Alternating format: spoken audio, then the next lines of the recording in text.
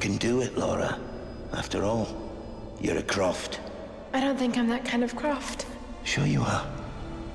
You just don't know it yet. First off, yes, it's been a year exactly. We had a successful 2011 and we decided time to go quiet and focus on what we're going to show this year.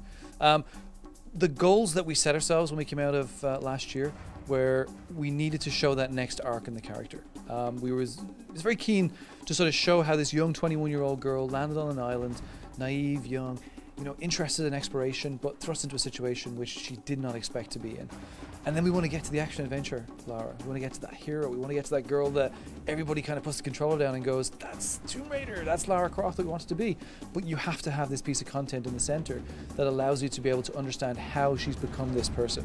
So this piece of code that you saw today is very important to us because we set the building blocks of a character. Last year we set the building blocks of a world. Now we give you the tools such as the bow, the prying axe, and also the fact that she meets other people. So personally she's evolving as well. Please come and get me. Easy. We're regrouping at my location. The characters are very, very important to the experience in a way in which we've analyzed and pulled apart Tomb Raiders of past. You know, 15 years of making these games, you start to understand the character that you have. And as we all know, she became a caricature of herself of late, right? In Underworld Anniversary. And when she interacted with people, it was done in almost a sarcastic way, you know, an arrogant way. I have money, I can do what I want. And one of the ways in which we sort of said we need to portray the evolution of our character in reimagining it and taking her back to that day one is that she has to have a personality. We put her on the island, a persistent island, and she has to interact with the same people. No longer can she get in her boat or plane and fly from Miami to Barcelona and off to wherever else next. Now she has to interact with people. And it's a very important facet for us to have characters on the island because it shows something in Lara which you have never understood before and never seen before. And having one person is not that fun, right? So Roth is he's a mentor. You get to see a side of Lara when she interacts with Roth, but over time you'll see a very different side as she interacts with the 3 or 4 other characters that you saw today.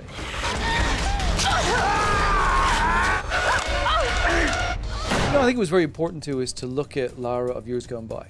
You know, the underpinnings of this game are based off the underpinnings of the original Tomb Raider because it's a formula. It's been a very successful formula. But much like other franchises that have been very successful in reimagining themselves, as we mentioned before, Batman Begins, you watch that movie and for the first third you're like, who's this guy? You know, what's he going with Ra's al Ghul and he's going up into the mountains. Now all of a sudden he's got Morgan Freeman and he's got a mask. To us, we want to take the player on a journey where they will get back to a Lara Croft that feels relevant to today, feels relevant to our audience, and you have an emotional attachment to her. In the past, you never really had that emotional engagement and attachment to her that we've seen so well, portrayed so well in movies like James Bond. So for us, we're not trying to wipe the slate clean and say, this is not the Lara you used to know. It's very important to us that those iconic moments that you experience throughout the game that help set the foundation for Lara are ones that you will remember. And when you put the controller down, as I said, you'll feel like that's a Lara of these ages. She still has the underpinnings and the formula that made her so successful, but it's just put through a different filter, a filter of today. I'd finally set out to make my mark. So hunting at this stage of the demonstration is more about the sort of next step of her character. She gets her bow. You saw she was a little bit clumsy with it. She didn't make the kill the first time when she went after the deer. Really, it's sort of that stepping stone of progression all the way through. It will become a very important tool as we go through, but you won't need to go around and kill deers constantly. That was a way for us to teach you the importance of how to improve your skill, how to improve just your balance and your ability with this bow, what it means to keep arrows in your sheath and back.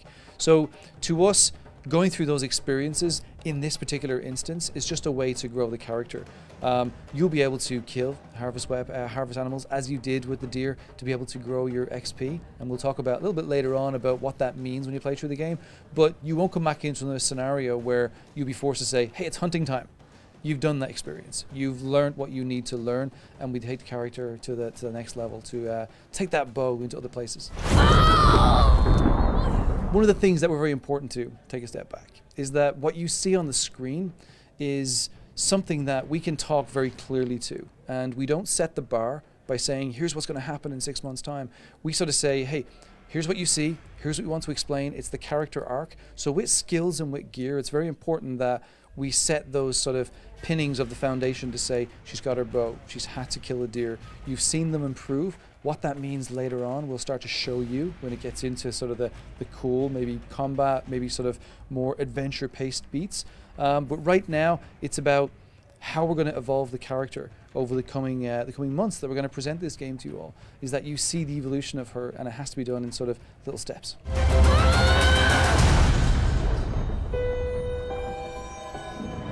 So the goal of upgrading gear is that you find a piece of equipment. So she had the prying axe, as you saw today in the demo. She needed that to be able to open up cases, get more salvage, to get through doors.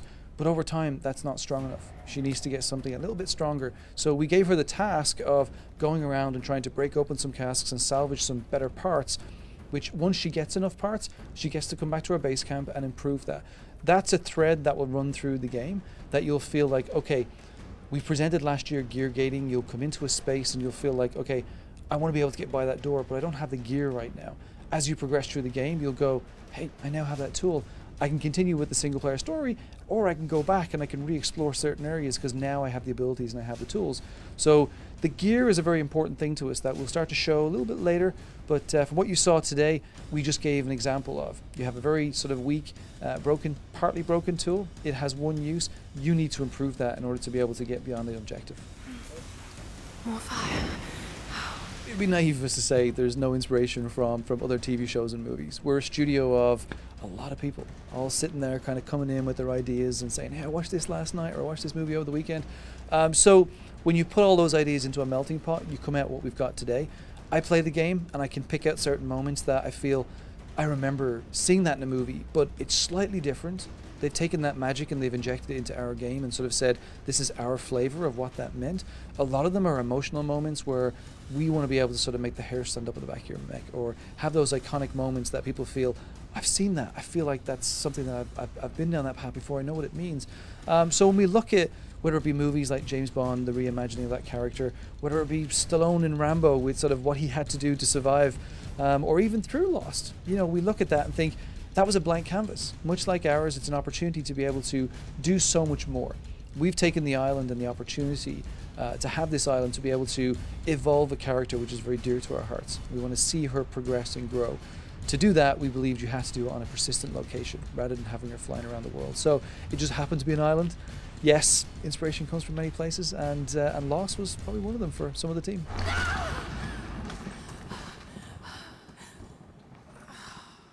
First off, yes, there's always that first step that you're scared to take. We did a lot of research. We had a lot of soul searching. We pulled apart, as I said, the pillars of the franchise, and we kind of said, hey, where do we take it next? One of the factors that kind of held us back is that we constantly had a game that was T-rated. And we were like, well, how do you shoehorn experiences into a T rating? And especially when we moved into a space where it was about emotion. You can't portray the emotion of things like survival, having to kill for the first time in a T-rated space. So as we started to look at how we wanted this franchise to evolve, we had to start breaking some rules. First was, we're going to make it more mature. It has to be. In order to tell a story of a character and their evolution to become that action-adventure hero we want it to be, you can't do it with kid gloves. So it was very important to us that we were willing to take those risks. And, you know, the top guys in the studio, from Daryl's, myself to Noah, we really felt this is the chance worth taking. It's something that we feel like we're going to be rewarded for, but if we're going to do it, we have to do it right.